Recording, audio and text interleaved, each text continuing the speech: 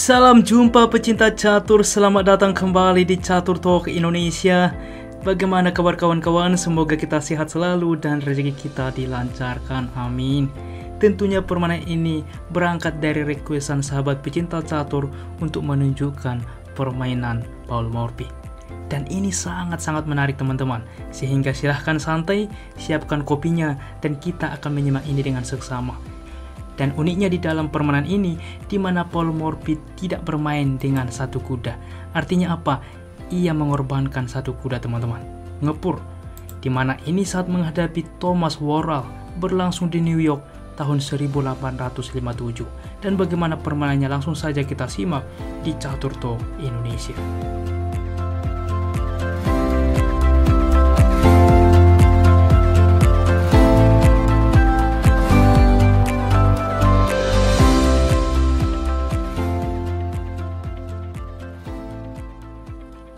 Baiklah teman-teman, di sini Paul Morphy melangkah dengan pion ke E4, dibalas pion ke E5. Tentunya dengan pengorbanan sebelumnya, ia langsung memilih pembukaan yang sangat agresif, F4 atau gambit raja.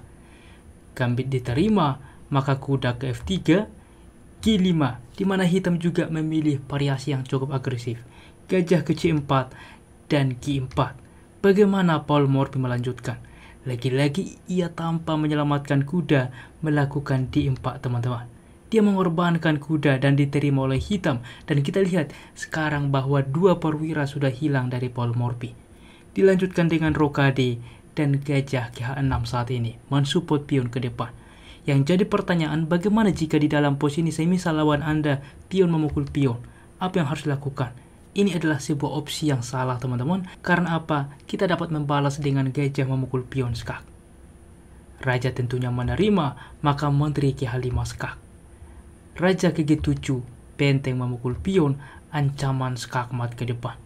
Oke, sehingga tentunya kuda ke F6 untuk juga mencegah keduanya. Juga dengan tempo mengancam menteri, maka di sini menteri ke G5 skak. Raja ke F7, pion ke E5. Di mana juga kuda ke depan akan hilang. Oke, untuk itulah harus sangat hati-hati di dalam posisi ini. Dipilih oleh hitam yaitu dengan gajah ke H6. Dilanjutkan dengan menteri memukul pion saat ini. Dan kuda ke C6. Cukup normal teman-teman melakukan pengembangan.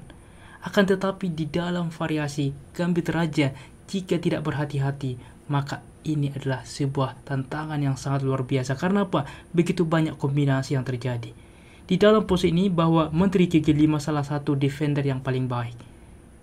Apa yang harus dilakukan teman-teman? Dengan ide seperti ini, apabila gajah langsung memukul pion, maka jelas ini akan pertukaran. Menteri menerima pertukaran jelas. Di dalam posisi ini kita lihat walaupun diancam dengan pion ke F6, maka ini pun masih cukup solid teman-teman. Di mana kita lihat bahwa hitam unggul dua kuda. Oke, dan bagaimana jika di dalam posisi ini yang jadi pertanyaan, yaitu dengan gajah memukul pion skak. Apa yang harus dilakukan teman-teman? Di sini raja harus ke 8 dan kita akan bahas ke depan. Yang pertama, apabila diterima, maka jelas ini sebuah kesalahan karena saat ini sudah memungkinkan gajah memukul pion.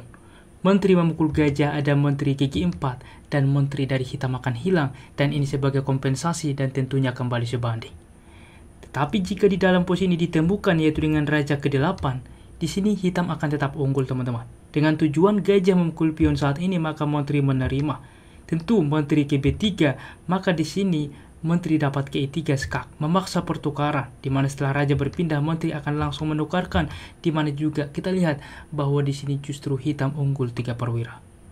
Kita kembali ke partai aslinya. Namun rupanya di dalam posisi ini hitam memilih kuda ke C6 pengembangan, maka langsung dieksekusi oleh Paul Morphy yaitu dengan gajah memukul pion skak. Dan apa yang harus dilakukan oleh hitam? Hitam menerima pengorbanan, membawa menteri ke H5 skak.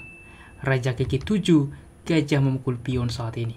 Pertukaran diterima, benteng memukul kembali, ancaman skak di dua sisi, sehingga kuda ke H6 dan benteng ke F1. Tetap juga mendukung skak, sehingga menteri ke E8 menawarkan menteri juga menambah kontrol terhadap petak penting F7, maka menteri ke H4 tentunya tidak menerima ancaman juga skak ke depan, dan di sini D6 yaitu juga mengaktifkan gajah ke depan, dan ini langkah blunder. Sebelumnya teman-teman, untuk tetap sebanding di dalam pos ini bahwa Menteri Gigi 6 layak dicoba. Memang ada benteng ke F6, tetapi benteng Gigi 8. Menteri dikorbankan teman-teman karena apa? Kompensasi selanjutnya di mana juga keunggulan beberapa perwira ini akan sebanding dengan Menteri ke depan. Semisal dilanjutkan Menteri ke F6 skak, Raja ke H7, dan ini pun posisi yang cukup aman masih dari Raja Hitam. Namun di dalam posisi ini teman-teman dipilih oleh Hitam yaitu dengan D6, maka membuka kesempatan Menteri ke F6 skak, Raja ke G8, dan Menteri saat ini memukul kuda. Gajah ke D7 saat ini, dimana juga ke depan menambah support, dan dilanjutkan dengan benteng ke F3 saat ini. Ini sebuah kesalahan dari Paul Morphy. Sebenarnya jika dilihat lebih seksama bahwa Paul Morphy mempunyai kombinasi skakmat 5 langkah di posisi ini, di mana tentunya kombinasi yang cukup menarik yang juga disarankan oleh engine yaitu dengan benteng ke F8 skak. Apa idenya? Di mana Menteri menerima, maka ada Menteri Gigi 5 skak, Menteri menutup, Menteri ke D5 skak, Gajah menutup dimakan saja, dan satu-satunya Menteri menutup, Menteri memukul Menteri skakmat. Dan tentunya cukup sulit untuk menemukan langkah ini, sehingga Paul Morphy kala itu masih menemukan yaitu dengan benteng ke F3 supaya ke depan dapat bermanuver, karena di posisi sebelumnya dikontrol oleh Gajah sehingga ia mundur untuk juga ke depan ke G3 melakukan skak. Saat ini kuda ke E7 bermanuver ke depan sebagai pelindung, dan H4 mencegah hal tersebut terjadi, dan betul saja kuda ke G6 membiarkan H5. Di dalam posisi ini teman-teman, alangkah lebih baik terlebih dahulu Gajah ke G4. Tempo mengancam juga menghentikan pion. Semisal benteng ke F4, maka Gajah ke H5 juga menghentikan pion. G4 saat ini ada Gajah ke G6. H5 di sini disarankan benteng ke D8. Dan di sini tentu memberikan Gajah teman-teman. Dan apabila diterima, maka kuda memukul kembali. Di sini tempo mengancam benteng. Benteng ke F6, maka benteng ke D7 sebagai defender ke depan, dan di sini masih unggul satu kuda. Dan kita kembali. Di dalam posisi ini, Thomas Worrell langsung memilih kuda ke G6 sesuai fokus rencananya, maka ada H5 saat ini. Gajah ke G4 dilanjutkan mengancam benteng. Sebelumnya apabila dicoba memundurkan kuda misalkan, maka jelas benteng ke G3 skak. Apa yang harus dilakukan? Tidak bisa bergerak kecuali kuda kembali menutup, maka dimakan saja teman-teman. Dan ini ancaman skakmat karena apa? Double skak ke depan. Sehingga pion menerima, maka membawa benteng memukul pion skak. Sehingga Menteri wajib menerima, Menteri memukul Menteri, dan ini pun skakmat. Sehingga sangat-sangat tajam bagaimana kombinasi yang terjadi. Masih dipilih Gajah ke G4, maka dilanjutkan pion memukul kuda. Di sini pion memukul pion dipilih teman-teman. Dan di dalam posisi ini bagaimana jika Gajah memukul benteng? Maka yang terjadi adalah G7. Menteri ke G6, maka Menteri memukul Menteri, pion menerima. Pion memukul benteng promosi skak, Raja menerima, simple pion memukul Gajah. Justru di dalam posisi ini kita lihat bahwa Paul Morphy kembali unggul satu pion. Luar biasa teman-teman. Sehingga di dalam posisi ini masih diterima yaitu dengan pion menerima pion. Maka coba teman-teman Anda pause video ini, temukan taktik kombinasi Paul Morphy 3 langkah skakmat indah di posisi seperti ini.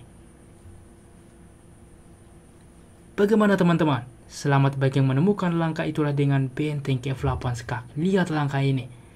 Di mana Menteri wajib menerima, maka benteng memukul Menteri skak. Tiada pilihan kecuali benteng menerima, maka Menteri memukul pion skakmat.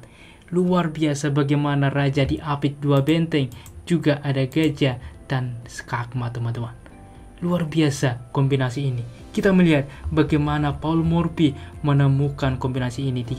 Terima pion, maka terjadi kombinasi skakmat. Dan semoga permainan ini bermanfaat untuk kita semuanya, dan juga tentunya membantu bagi sahabat yang merequest. Dan jika suka, please like, komen, dan juga subscribe. Dan juga teman-teman apabila lagi ada sharing atau juga request ke depan, jangan ragu tuliskan di kolom komentar, dan kami akan berusaha membuat requestan dari Anda. Salam Catur Talk Indonesia, sampai jumpa di video berikutnya. Keep sharing and keep loving. Bye-bye.